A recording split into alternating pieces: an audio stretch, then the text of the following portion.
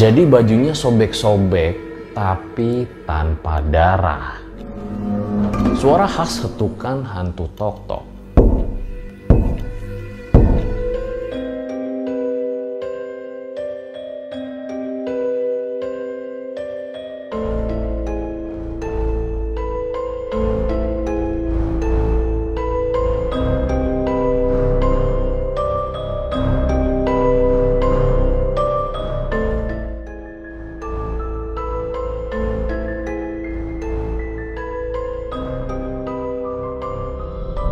Om Mamat, obrolan malam Jumat.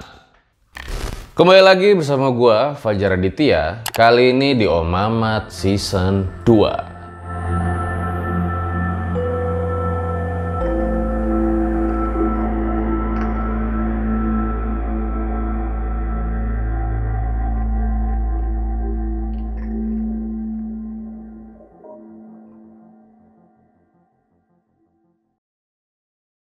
Terima kasih buat kalian yang udah mengklik video pada kali ini. Nggak terasa besok kita udah masuk ke Hari Raya Idul Adha, di mana gue udah gak nerima sama sekali lawakan kurbanin perasaan.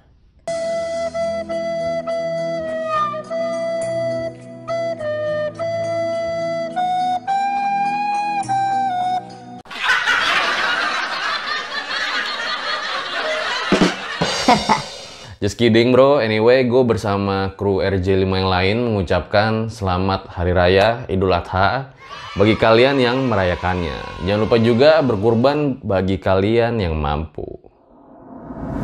So, di episode kali ini, gue akan menceritakan salah satu cerita horor urban legend di Indonesia.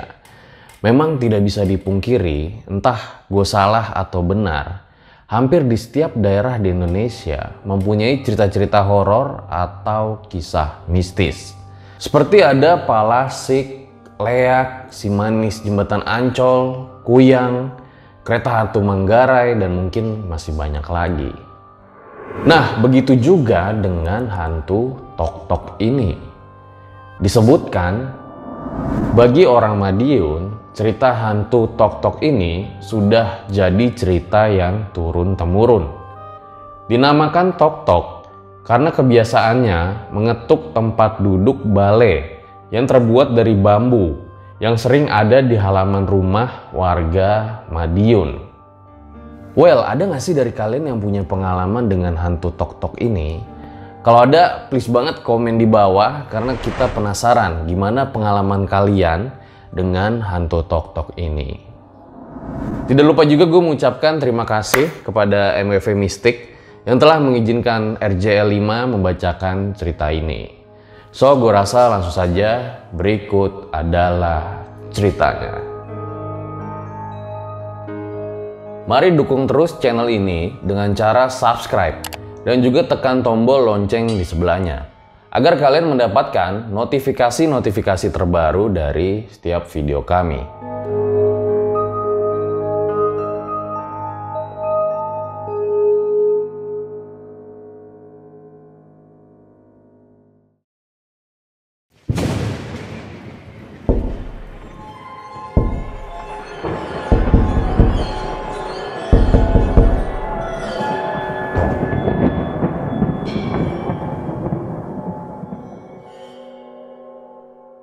Kadang, teror hadir di saat yang tidak diinginkan. Bahkan ketika kita percaya bahwa mereka tidak ada. Namun, seringkali kita justru mendapat pembuktian agar jangan sombong. Karena mungkin hati dan raga kita tidak sanggup menahan rasa takut ketika berhadapan dengan penampakan mereka. Cerita ini diangkat dari kisah nyata seorang narasumber yang tidak mau disebutkan namanya. Berusia di atas 17 tahun dan mampu mempertanggungjawabkan ceritanya. Kisah ini terjadi di desa Gua, Bilangan, Madiun. Ada satu sosok yang melegenda banget. Kabar mengenai kehadirannya udah dikenal oleh banyak warga sekitar.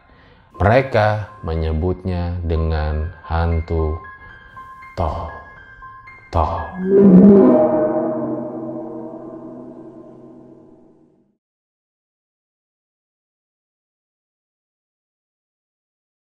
sekilas namanya terdengar aneh dan tidak menyeramkan, tapi jujur, teror yang dilakukan oleh hantu ini sungguh sangat mencekam. Kemunculannya bahkan sudah dikenal di desa-desa sebelah tempat gue tinggal. Awalnya gue sendiri sama sekali nggak percaya dengan urban legend ini. Gue anggap ini hanya remeh dan isapan jempol belaka.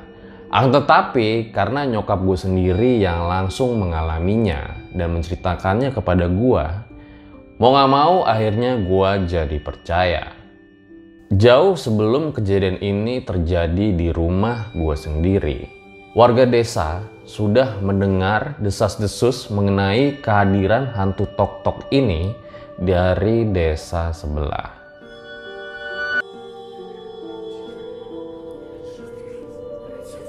Kabar ini menyebar secara cepat dari bapak-bapak yang ngobrol di warkop atau ibu-ibu yang ngegosip di pasar.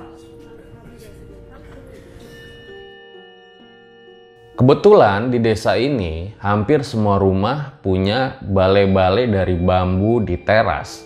Ya, atau kayak pondok kecil gitulah, dimana kita bisa duduk-duduk santai atau tidur-tiduran di siang hari. Pokoknya kalau kalian nyari di desa-desa deket sawah, pasti kemungkinan besar ketemu deh.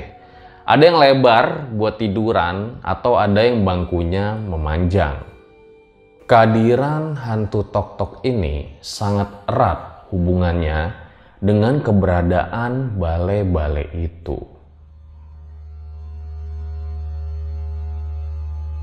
Kenapa?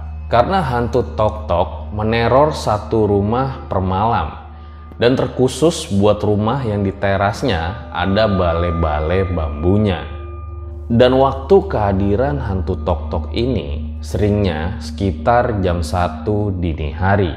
Teror ini begitu terasa karena kemunculan hantu tersebut merata, bergilir di setiap rumah, mulai dari ujung desa sampai ketemu ke perbatasan desa lain. Gak pernah ada rumah yang didatangin 2 kali oleh hantu tersebut. Tapi semua yang punya balai-balai bakal ngerasain kehadirannya. Menurut orang yang pernah melihat, hantu orang tok-tok ini memiliki penampakan seperti pria tua dengan baju compang-camping dan kupluk lusuh, serta berwajah pucat pasi. Jadi bajunya sobek-sobek tapi tanpa darah. Pernah ada teman ayah gua dari desa sebelah yang melihat penampakan langsung hantu tok-tok ini. Kira-kira ia melihat sekitar jam 1 pagi dini hari sampai dengan 1.15 dini hari. Jadi cuma sekitar 15 menit lalu hantu tersebut menghilang. Dan apa yang ia lakukan selalu sama. Hantu tok-tok itu duduk di balai-balai tersebut dan wajahnya menghadap ke arah jalanan. Entah ia memukul dengan apa balai-balai tersebut, tapi yang jelas bunyinya selalu tok, tok, tok. Mungkin inilah yang menjadi alasan kenapa hantu ini dinamakan hantu tok-tok. Karena memang setiap kehadirannya, suara tersebut terdengar sangat jelas. Suara tok, tok, tok. Awalnya gue sempat kepikiran, mungkin ini cuma tunawisma yang mencari tempat untuk tinggal. Tapi ternyata terbukti, semuanya salah. Balik lagi ke kata teman ayah, jadi sekitar 15 menit, hantu tersebut benar-benar menghilang secara tiba-tiba. Jadi hantunya menghilang tanpa jejak. Sementara itu, semakin banyak rumah yang didatangi oleh sosok hantu tok-tok ini. Mungkin sudah hampir semua rumah yang didatangi di desa sebelah oleh hantu tok-tok ini. Mungkin sekaranglah gilirannya hantu tok-tok ini masuk ke desa gue.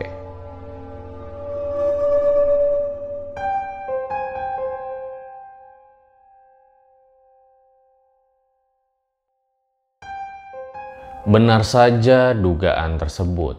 Karena tidak lama ada salah satu orang di desa gua yang mengaku sudah didatangi oleh hantu tersebut. Balai di depan rumahnya diketuk-ketuk oleh hantu tok-tok itu sekitar jam tengah malam. Mendengar kabar hantu tok-tok sudah masuk ke desa gua, mau tidak mau akhirnya semua orang bersiap-siap. Sebenarnya orang-orang desa gua berniat masukin tuh balai ke dalam rumah biar nggak kena giliran. Tapi orang desa sebelah udah memperingatkan, jangan sampai balai-balai bambu tersebut dipindah karena bahaya. Gue juga nggak tahu kenapa mereka bilang bahaya. Sialnya, kebetulan di rumah gua juga ada balai bambunya. Dan awalnya bokap gue mau mindahin balai-balai itu ke belakang rumah buat jaga-jaga. Tapi gak jadi. Sebulan setelah berita orang desa mulai kena, tibalah giliran rumah gue yang disamper oleh hantu. Waktu itu sekitar jam 12-an malam lewat, kata nyokap gue. Beliau masih sibuk bungkusin kue-kue orderan yang paginya mau diambil. Kebetulan memang nyokap gue punya usaha kue dan biasanya ngerjain sampai tengah malam. Mendekati pukul 1 malam, nyokap mendengar ada suara ketukan tok dari arah teras luar rumah. Tapi pada saat itu nyokap masih melanjutkan pekerjaannya hingga akhirnya beberapa menit kemudian kembali muncul suara. Dan itu terus berlangsung selama beberapa menit. Pada saat itu nyokap gue cuman bisa diem. Jadi bener-bener diem aja. Nggak ngelanjutin pekerjaannya dan nggak juga bergerak dari tempat duduknya. Nyokap gue tahu kalau di luar sana sosok itu sedang muncul. Hingga akhirnya tiba-tiba saja bunyi tersebut menghilang. Tapi apa yang dialami oleh nyokap gue itu hanya pengalaman biasa aja. Puncaknya ada seseorang yang mengalami kejadian lebih parah. Dan untungnya bukan terjadi di rumah gue. Jadi dulu ada tetangga gue, orang kaya raya, namanya Mbak Tri. Dan dia sama sekali nggak percaya dengan adanya sosok ini. Ternyata dialah korban teror terburuk dari sosok hantu tok-tok ini. Sekilas tentang Mbak Tri, dia ini memang belum punya anak dan ditinggal suaminya kerja di Jakarta. Di desa gua, Mbak Tri terkenal sebagai juragan beras. Dan Mbak Tri ini tinggal di rumah bersama gadis muda yang jadi asisten rumah tangganya. Jadi mereka memang cuman berdua aja. Rumahnya Mbak Tri ada di ujung desa yang sebelahan sama desa tetangga. Dan memang ada balai bambunya juga di halaman rumahnya yang dijadikan tempat untuk menjemur padi yang hendak digiling. Secara lokasi rumah, sepertinya dia akan jadi rumah terakhir yang dihampiri hantu tok-tok di desa gue. Waktu beredarnya kabar sosok hantu tok-tok ini sudah memasuki desa gue, Mbak Tri ini benar-benar tutup telinga seakan-akan gak percaya akan kehadirannya sosok ini. Satu persatu rumah sudah didatangi oleh hantu tok-tok ini. Dan mungkin sekarang giliran rumah Mbak Tri lah yang didatangi oleh hantu ini. Malam itu, Mbak Tri akhirnya mendengar suara ketokan itu dengan telinganya sendiri. Suaranya terdengar sama. Terjadi lewat tengah malam selama beberapa menit. Pada momen itu barulah Mbak Tri percaya dan seketika menjadi yang paling panik karena ketakutan bahwa sosok itu memang benar adanya. Walaupun Mbak Tri tidak melihat sosok itu, hanya mendengar suara khasnya saja, tapi sepertinya Mbak Tri benar-benar ketakutan sampai segitunya. Besoknya, mungkin karena panik atau bagaimana, Mbak Tri menyuruh asisten rumah tangganya untuk membakar balai yang ada di rumahnya. Khawatir sosok itu akan muncul kembali.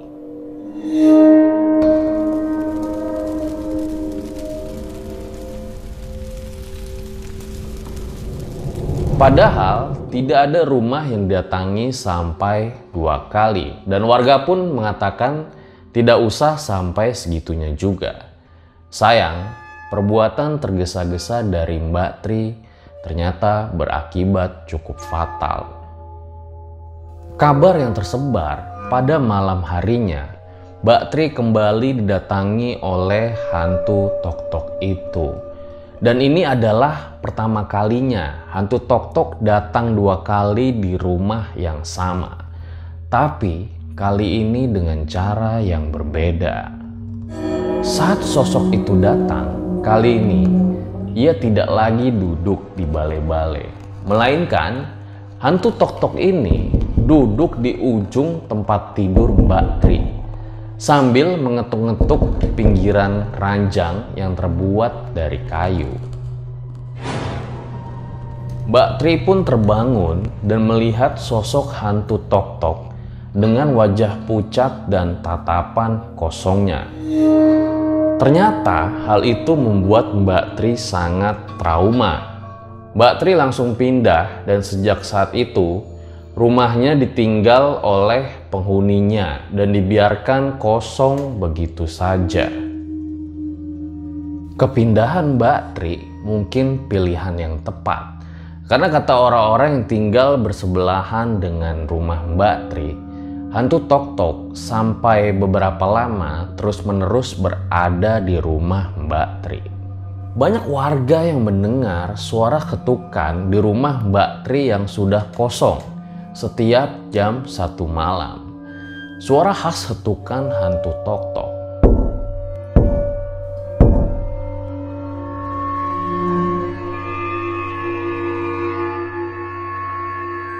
Mungkin saja gue rasa hantu ini sudah menemukan tempat tinggalnya yang pas. Dan belakangan ini gue baru kepikiran mengapa kita dilarang untuk memindahkan balai tersebut ke dalam rumah.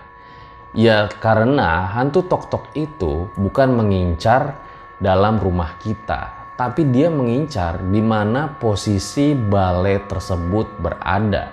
Ya kalau balainya ditaruh di dalam rumah, tentu hantu tersebut akan masuk ke dalam rumah.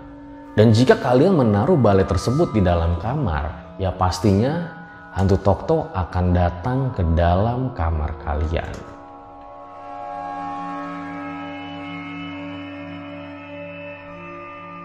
So, apakah dari kalian-kalian ini mempunyai balai-balai juga di teras rumah?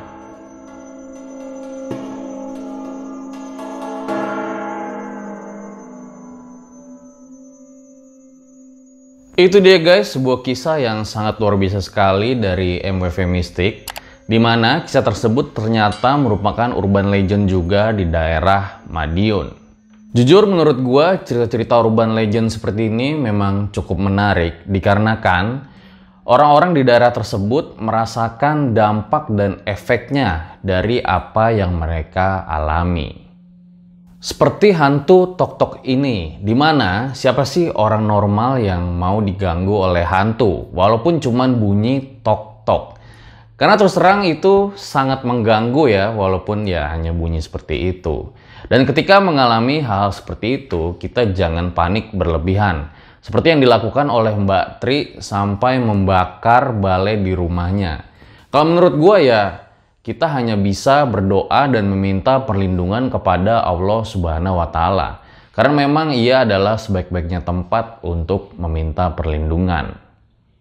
So, gue rasa cukup demikian cerita Om Mamat pada kali ini. Buat kalian yang punya cerita atau rekomendasi cerita, silakan bisa kirim ke email kita atau DM aja Instagram RJL. Jangan lupa juga buat kalian yang suka dukung karya-karya kita dengan cara subscribe, like, komen, dan juga share video-video RJ5. Gue Fajar Aditya, RJ5 undur diri. Ciao!